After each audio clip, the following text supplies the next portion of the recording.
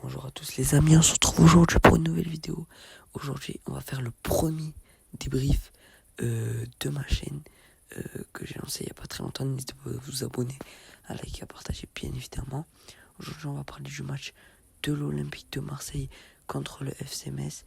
Le premier déplacement des Marseillais en Ligue 1. Un déplacement qui avait l'air plutôt simple, bien sûr, mais il fallait pas non plus sous-estimer les Messins. Donc voici l'équipe qui devait affronter Metz avec Lopez, Blanco et Van Neck pour les gardiens. Le groupe en tout cas.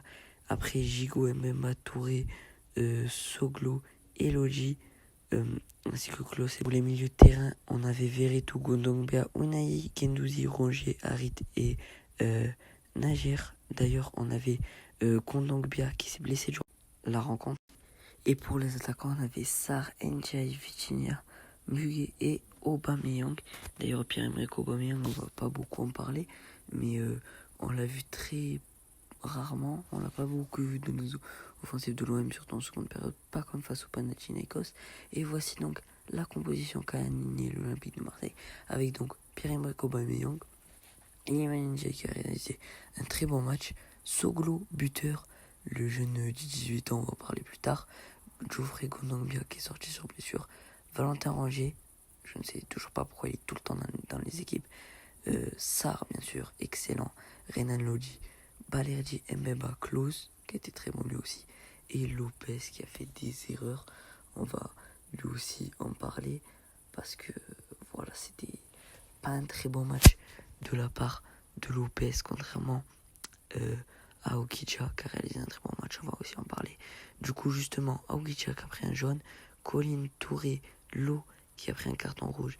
Du côté des Messins, on a aussi Kandé, Endoram, lui aussi on va en parler, Mbaye, Maziz, Jean-Jacques et Sabali buteur, ainsi que Miko Tadze, lui aussi on va en parler, l'ancien meilleur buteur de la dernière saison de Ligue 2. Ensuite, donc Miko Tadze, on va en parler, buteur, car il réalisait un bon match. Dans l'ensemble, les Messins, ils ont fait une très mauvaise première période, avec notamment ce but de Soglo, le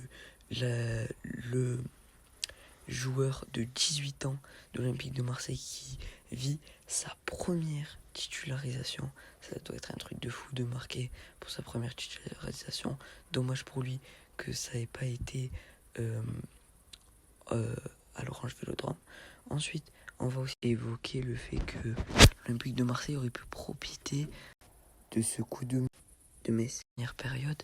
Et du coup, on va en parler parce qu'il y a un joueur, Ndomé, qui l'a évoqué à la mi-temps dans une interview pour s'exprimer sur le jeu de son équipe qu'il n'aimait pas du tout. Et on bascule avec la seconde période et ce but de Sabali. Voilà, Lopez qui n'a pas réalisé un bon match et qui a pris 2 buts, mais 2 buts avec... il aurait pu les arrêter quoi. Sabali qui est un très bon joueur, on le sait, il a une bonne frappe, donc c'est un des joueurs stars de cette équipe de Metz.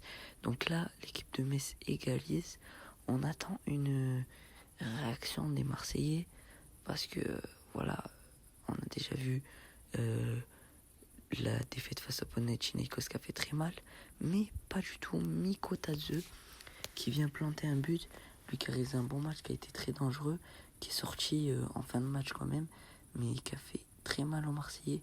2-1, et donc cette erreur de Pau Lopez pour l'Olympique de Marseille, le score qui était de 2-1 donc pour l'équipe de Miko Tadze. Et Lopez, voilà, il n'a pas géré ce tir, et voilà, et derrière l'OM qui a été à la hauteur, qui a marqué le but de 2 en toute fin de match, à la 82e, but de Vitinha.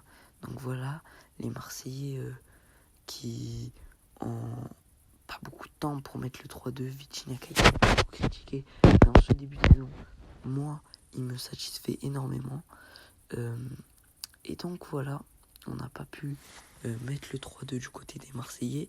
Et on va parler de ce joueur, Ndomé, qui s'est exprimé à la fin de match par rapport à ce qu'il a dit à la mi-temps.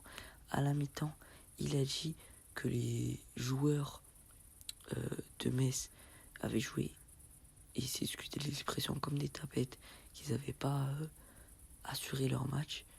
Et du coup, il s'est exprimé à la fin de match en disant qu'il s'excusait s'il avait offensé quelqu'un.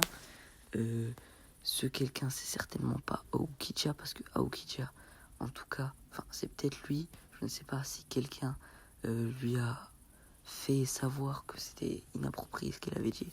En tout cas, Aoukidja, qui s'est géré dans son match, il était aussi beaucoup sauvé par son poteau sur 2 têtes d'Iliman Ndiaye.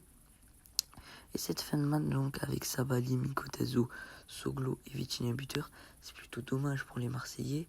Donc c'est un match avancé, donc ils jouent avant tout le monde. Voilà, comme ce tweet le dit, c'est une contre-performance des Marseillais. Un but annulé, le 2-0 par la VAR. Ils ont joué à 11 contre 10 avec cette expulsion en deuxième mi-temps. Donc ils auraient pu franchement tuer ce match à maintes reprises. Le poteau, comme je l'ai dit, qui a beaucoup sauvé Aoukidja. Donc voilà, ça aurait pu être différent. Ils auraient pu faire un meilleur match. Et voilà la Ligue 1, le classement de Ligue 1 avec Marseille qui est premier avec 4 points. Mais derrière on a Rennes, Monaco, Brest, Toulouse et Strasbourg qui n'attendent que leur match ce week-end pour revenir devant les Marseillais, donc qui auraient pu réaliser franchement un meilleur match. Donc pour l'instant les Marseillais vivent une semaine catastrophique, surtout avec l'élimination face au Panathinaikos. Et ce que je veux dire par là, c'est que l'OM a encore une saison à gérer et on se retrouve très très bientôt pour d'autres débriefs. Ciao ciao.